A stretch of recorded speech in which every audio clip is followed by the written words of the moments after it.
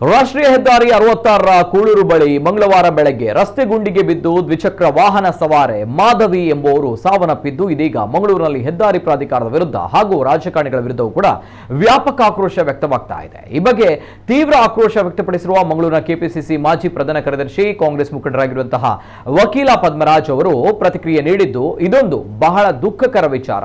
ಅಧಿಕಾರ ವಹಿಸಿ ಆಡಳಿತ ನಡೆಸುತ್ತಿರುವಂತಹ ಅಧಿಕಾರಿಗಳು ಹಾಗೂ ಹೆದ್ದಾರಿಯ ಯೋಜನೆ ನಿರ್ದೇಶಕರೇ ಇದಕ್ಕೆ ಕಾರಣವಾಗಿದ್ದು ಇದರ ಹೊಣೆಯನ್ನ ಅವರೇ ವಹಿಸಿಕೊಳ್ಳಬೇಕು ಎಂದು ಆಗ್ರಹಿಸಿದ್ದಾರೆ। ನಿಮ್ಮ ಅಜಾಗರೂಕತೆಯಿಂದ ಯಾರ್ಯಾರು ಅಮಾಯಕರ ಪ್ರಾಣ ಹೋಗಿದೆ, ನಿಮ್ಮ ಮನೆಯಲ್ಲೇ ಇಂತಹ ಘಟನೆ ಆದರೆ ಏನ್ ಮಾಡ್ತೀರಿ? ಪ್ರಾಜೆಕ್ಟ್ ಡೈರೆಕ್ಟರ್ ವಿರುದ್ಧ ಪ್ರಕರಣ ದಾಖಲಿಸಿ ಎಂದು ಆಗ್ರಹಿಸಿದ್ದಾರೆ ಪದ್ಮರಾಜ್।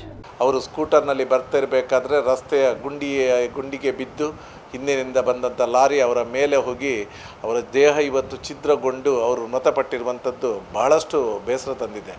ಬಹುಶಃ ನಾನು ಇದಕ್ಕೆ ಈ ನಮ್ಮ ರಾಜಕೀಯ ವ್ಯಕ್ತಿಗಳು ಯಾರು ಇಲ್ಲಿ ಅಧಿಕಾರವನ್ನು ಪಡೆದುಕೊಂಡಿದ್ದಾರೋ ಹಾಗೆಯೇ ಇದನ್ನು ನ್ಯಾಷನಲ್ ಹೈವೇಯ ಪ್ರಾಜೆಕ್ಟ್ ಡೈರೆಕ್ಟರ್ ಯಾರಿದ್ದಾರೆ, ಪ್ರಾಜೆಕ್ಟ್ ಡೈರೆಕ್ಟರನ್ನು ನೇರವಾಗಿ ಇದರ ಹೊಣೆ ಹೊತ್ಕೊಳ್ಬೇಕು ಅಂತ ನಾನು ಕೇಳ್ತಾ ಇದ್ದೇನೆ।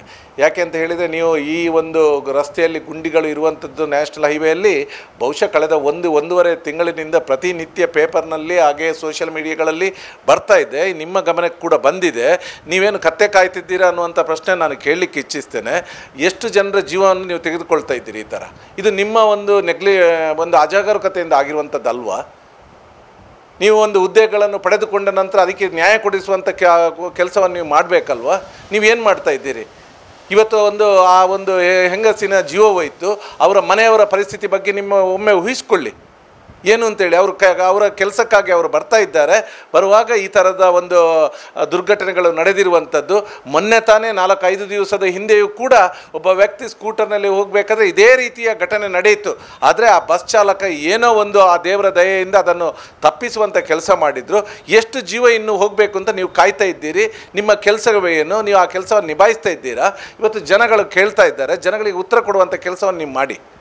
ಇನ್ನು ಘಟನೆ ಬಗ್ಗೆ ಉದಯ ಪೂಜಾರಿ ಬಳ್ಳಲ್ಬಾಗ್ ಸಾರಥ್ಯದ ಬಿರ್ವೇರ್ ಕುಡ್ಲ ಕೂಡ ಖಂಡನೆ ವ್ಯಕ್ತಪಡಿಸಿದೆ। ಈ ಬಗ್ಗೆ ಸಂಘಟನೆ ಸದಸ್ಯ ದಿನೇಶ್ ಸುವರ್ಣ ರಾಯ್ ಅವರು ಆಕ್ರೋಶ ವ್ಯಕ್ತಪಡಿಸಿದ್ದು ರಾಷ್ಟ್ರೀಯ ಹೆದ್ದಾರಿಗೆ ಇನ್ನೆಷ್ಟು ಬಲಿ ಬೇಕು ಎಂದು ಪ್ರಶ್ನಿಸಿದ್ದಾರೆ।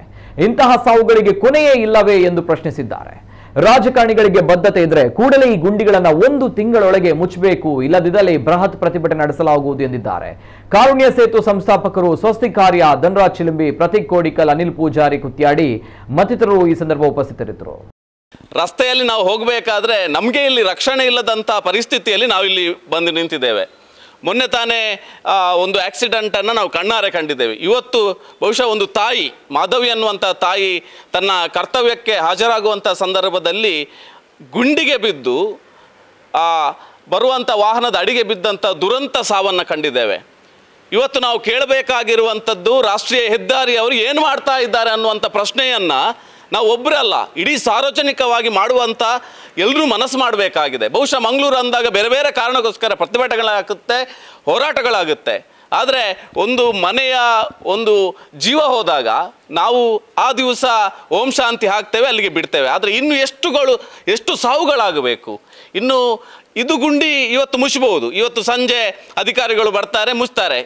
ಇನ್ನು ಆ ಎಲ್ಲ ರಸ್ತೆಗಳು ಮುಚ್ಚಬೇಕಾದ್ರೆ ನೂರಾರು ಸಾವುಗಳನ್ನು ಕಣ್ಣಾರೆ ಕಾಣುವಂತಹ ದುಸ್ಥಿತಿಗೆ ಮಂಗಳೂರು ಬಂದು ಮುಟ್ಟಿದೆ। ಅಧಿಕಾರಿಗಳು ಏನು ಮಾಡ್ತಾ ಇದ್ದಾರೆ? ಇವಾಗ ಅರಣ್ಯ ಇಲಾಖೆಯಲ್ಲಿ ನೋಡಿದಾಗ ಅರಣ್ಯ ಇಲಾಖೆಯ ಸಿಬ್ಬಂದಿಗಳು ಪ್ರತಿ ದಿವಸ ನೋಡ್ತಾರೆ, ನಮ್ಮ ಮರ ಇದೆಯಾ, ಈ ಮರ ಇದೆಯಾ, ಇದಕ್ಕೆ ಏನಾದ್ರು ತೊಂದರೆ ಆಗಿದೆ ಅಂತ।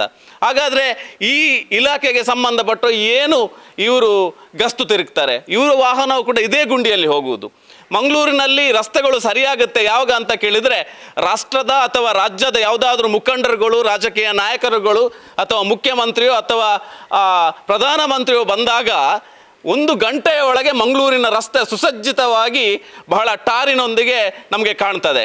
ಆದರೆ ಪ್ರತಿದಿನ ದುಡಿಯುವವರು, ವಿದ್ಯಾರ್ಥಿಗಳು ಮನೆಯಿಂದ ಹೊರಟ್ರೆ ಬಹುಶಃ ಇವತ್ತು ನಾವು ಸುದ್ದಿ ಕೇಳಿದ್ವಿ, ಆ ತಾಯಿಯ ಸಹೋದರ ಇದನ್ನು ನ್ಯೂಸನ್ನು ನೋಡಿ ಬಹುಶಃ ಕೇಳ್ತಾನೆ, ನನ್ನ ಅಕ್ಕ ಕೂಡ ಕೆಲಸಕ್ಕೆ ಹೋಗಿದ್ದಾರೆ, ಅವರ ಏನು ಅಂತ ಗೊತ್ತಿಲ್ಲ, ಯಾರು ಅಂತ ಗೊತ್ತಿಲ್ಲ। ಬಹುಶಃ ದುಃಖದಲ್ಲಿ ಮತ್ತೊಮ್ಮೆ ಕಾಲ್ ಮಾಡಿ ಹೇಳ್ತಾನೆ, ಅದು ನನ್ನ ಅಕ್ಕನೇ ತೀರಿ ಹೋಗಿದ್ದಾರೆ ಅಂತ। ಬಹುಶಃ ತುಂಬ ನೋವಾಗ್ತಾ ಇದೆ।